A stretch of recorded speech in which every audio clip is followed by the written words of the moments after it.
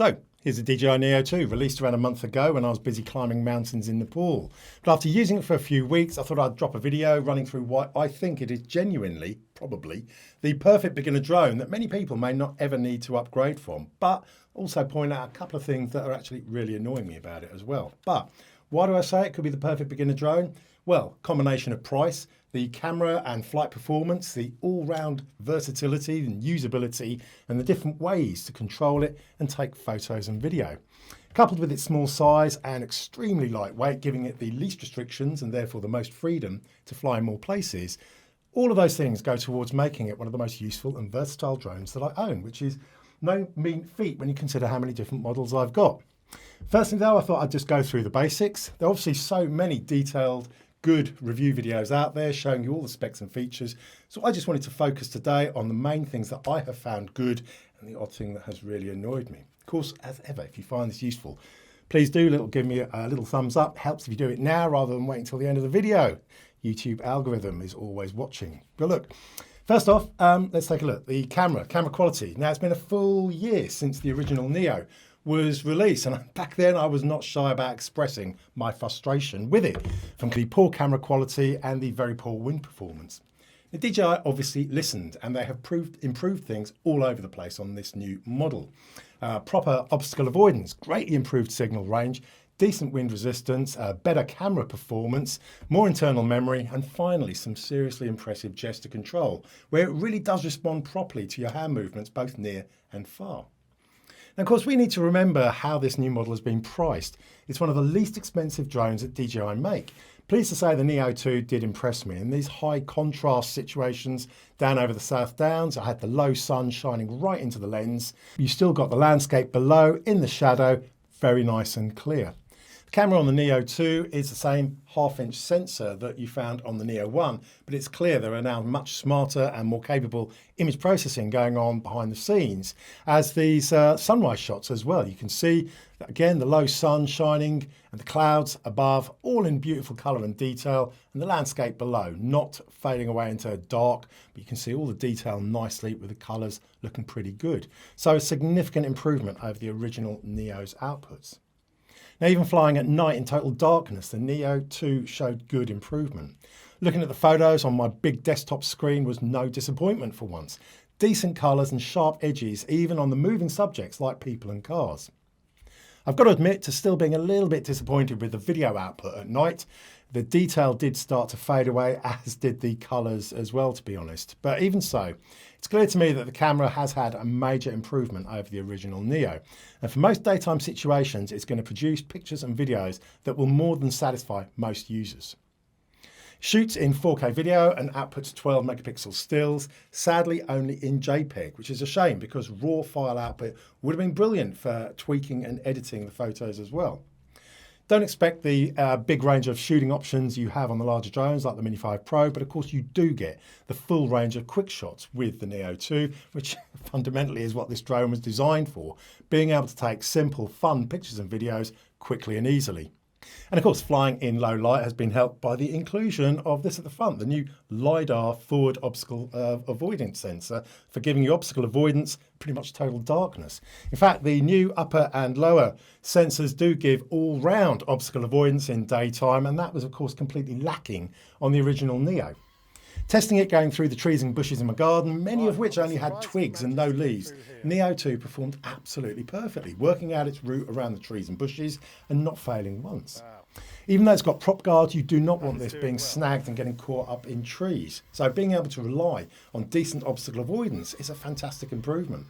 Of course, prop guards are very useful for keeping things safe. If it hits something, the props won't stop and the drone won't fall to the ground. But it's also good at protecting what you're flying around as well. You've got crazy dogs like me. Hector and Rufus were going absolutely nuts at the little drone just above them. But if you're flying with children, again, if they try and grab the drone, they're not going to get hurt because the props are all hidden behind the cage. And that's what makes this drone so good for total beginners, including children, as even when it's flying, the prop guards are going to keep things nice and safe. Obviously, the Neo 2 is the perfect drone for hand launching and hand catching. Easily launched without a remote control by pressing the takeoff button. Ooh. Circle. Rocket. Circle.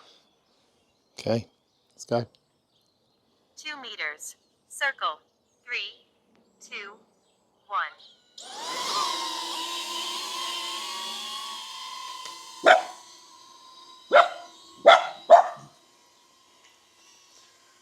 Easily landed by simply holding out your hand and letting it fly back to you by itself. Hand out and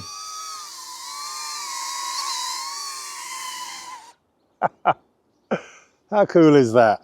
And that is part of what makes it so versatile and useful. Being able to control it by hand gestures. It's not a gimmick. We're not talking about just landing, but also being able to move its position up and down, move it further away, move it closer to you, or move it around you. All the different ways you can control this drone makes it one of its most useful features.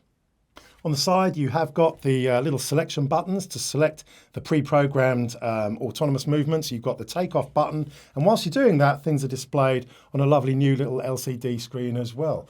One of the other big improvements is the range that you can now control the Neo 2 with your phone using the DJI Fly app.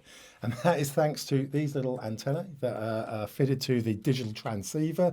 It comes fitted with it on. They're attached by screws. You're not really going to be removing it, I don't think. But now you can control it with your phone to a decent distance. The original Neo used to kind of start struggling with signal once it got to more than about 50 meters away. Now the specs state that using the Wi-Fi on your phone, you'll get up to 500 meters away without losing signal, which again, massive, massive improvement. And of course, you can also pair it up with an RC2 with the built-in screen if you've already got one of the drones that came with as well. So you've got a number of different ways to control it. And I'll be honest, I love the flexibility of being able to fly the Neo 2 just with my phone or just with hand gestures. But I am a little bit old school where it comes to proper camera drone flying, where I'm trying to capture landscape rather than myself as a subject. And that is where using the RC2 remote comes in really, really well, I think, because obviously you're going to get far more precision when flying.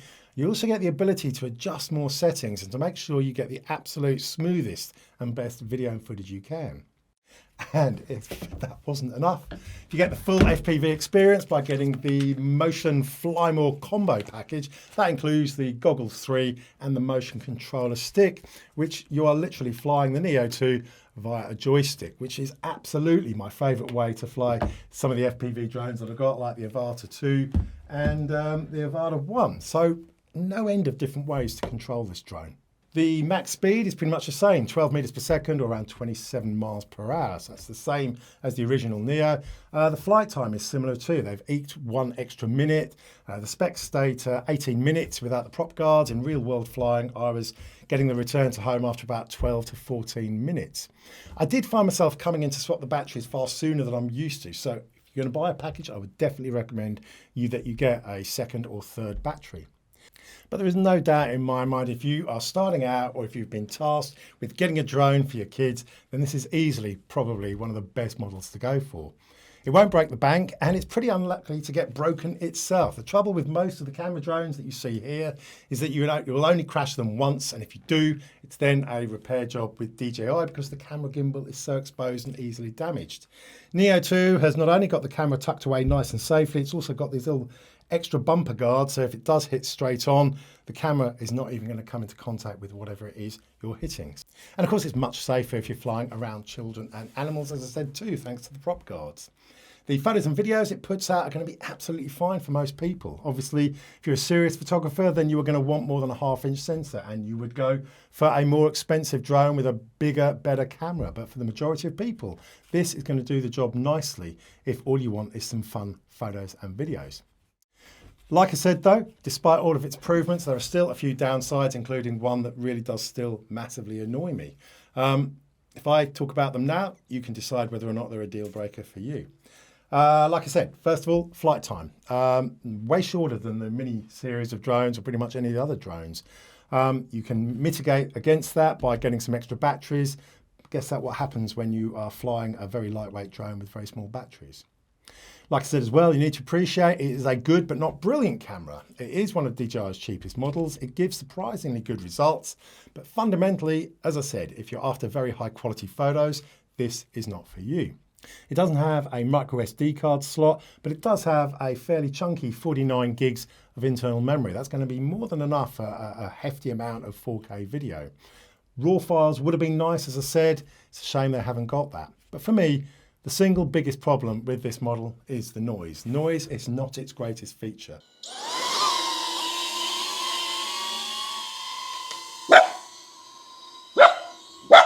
Certainly, it's a little bit better than the original Neo, but it is still loud and it is still whiny. And even when I was up flying about 50 meters high, 150 meters away, I could easily hear the annoying whine of the props, which is a shame because this model will not be popular amongst the non-drone flying general public. But fundamentally, when you've got a very small drone, you are going to have a very high and loud prop noise. They've clearly done their best to try and mitigate it, but that is still, to me, a major drawback. If you're going to be flying in crowded areas, this is going to annoy a lot of people that you're flying near. But look, for its price and flexibility in the different ways that you can fly and control it, the Neo 2 really is a great first-time beginner model. So I'm going to be posting more videos to help you get the most out of this drone because I am guessing it's going to be a popular present this Christmas. Now, hopefully, as I said, you found this video useful. Not only stick the little thumb up for me, but drop a comment below. Let me know your good points or bad points about it. I always love reading what you've got to think about it. Obviously, we have also got big changes to the rules coming in for flying drones in the UK from the 1st of January. So keep an eye out for another video covering that too. Busy times all round. But look, wherever you are in the world, you have a brilliant Christmas. Until next time, have fun, happy flying.